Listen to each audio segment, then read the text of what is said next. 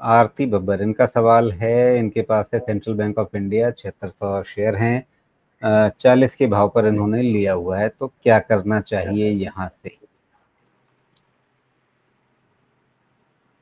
40 रुपये, ओके। और इन्होंने आगे भी लिखा हुआ है कि 1 साल का इनका टाइम फ्रेम है, 1 साल रुक सकते हैं।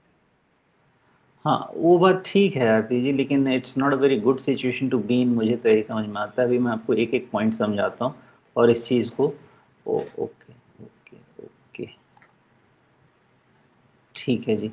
तो आप राजू जी, इसमें आप चार्ट लगाइएगा, उसको वीकली कीजिएगा और उस पर नेकलाइन बनाना पड़ेगा, सो इनको साफ साफ दिख जाए कि इनकी एजुकेशन बहुत ज़रूरी है। सेंट्रल बैंक, जी, तो यहाँ चार्ट भी आ गया और ये वीकली पे है, तो मूविंग एवरेजेस पे ध्यान नहीं देंगे क्योंकि वो सब वीकली 20 हफ्ते के, 50 हफ्ते के, 200 हफ्ते के, इस तरह से हो गए। लेकिन हाँ, बताइए नेकलाइन क्या बनानी है?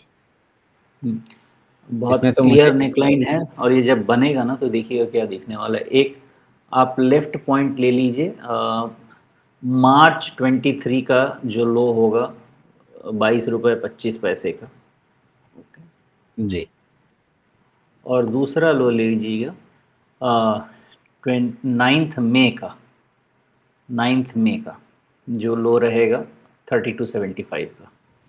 आप ये देखिएगा, ये 9th में आप मतलब बस इसी बस साल ठीक का जा ना? रहे हैं, एकदम ठीक जा रहे हैं, हाँ। अच्छा, हाँ, तो ये ठीक, मेरे चार्ट में तो 5th मई का दिख रहा है। अच्छा, ये मैं ना DDMM वाले में मैं गड़बड़ करता हूँ। अच्छा, 5th में वीक मुझे जी, तो 9 मई का ही दिख रहा है, बट एनीवे जो भी है वही लो है, 32.75 का, 32.75, ठीक है। आपको ये पूरी क्लियर पिक्चर देगा और आप इसको चाहें तो इस लाइन को ना आप लेफ़्ट में और एक्सटेंड कर दीजिए, लेफ़्ट वाले को भी खींच के, हाँ, उसको आप कीजिए। ये आपको बहुत सुंदर पैटर्न दिखाने वाला है। और आप देखिए कि मैं क्यों कह रहा हूँ कि ऐसा आपको रीड करना चाहिए, बिकॉज़ ये बहुत ही क्रूशियल पॉइंट है। क्रूशियल पॉइंट क्यों है? क्योंकि यहाँ के आसपास ही इसका सपोर्ट है। ओके, पलटना इसको यहाँ के आसपास से ही चाहिए। यहाँ के आसपास मतलब करीब करीब 34 के आसपास से, 34 के नीचे कहीं से भी पलटना चाहिए। ओके, तो ये इसके लिए इन्फ्लेक्शन पॉइंट होना चाहिए। अगर ये इसके लिए इन्फ्लेक्शन पॉइंट है तो आपको दोनों तरह की चीज़ें ध्यान रखनी है। पहला 34 क्रूशल हो जाएगा, अगर उसके नीचे गया तो आप मान लीजिए कि इसका 33 के नीचे एक लो बना था, वो रिस्क पॉइंट बड़ा होगा किसी भी किताब के हिसाब से। अगर इसको लोअर हाई पैटर्न लेके रीड किया जाए तो ये स्विंग का जो लो होगा ये इम्पॉर्टेंट होगा, एंड देयरफॉर आप बहुत ही क्रिटिकल लेवल में पोजीशन पे हैं, बिकॉज ये बहुत लंबे समय का ये सपोर्ट है। 33 के नीचे दिस टाइम गया तो दैट टाइम लेके आ जाएगा, तो ये चीज़ ध्यान रखिएगा। और बाकी 41 के ऊपर में इसका डबल टॉप स्ट्रक्चर है, जब तक उसके ऊपर नहीं होगा इनका जीवन में कुछ भी नहीं होगा। 41 के आसपास, ओके। 42 कर लीजिए उसको सीधा सीधा। जी, तो बेहतर होने के लिए 42 के ऊपर चलना होगा इसे, और इन्होंने 40 पे ही खरीद रखा है, तो अभी थोड़ा नुकसान तो है ही 40 से यहाँ पे।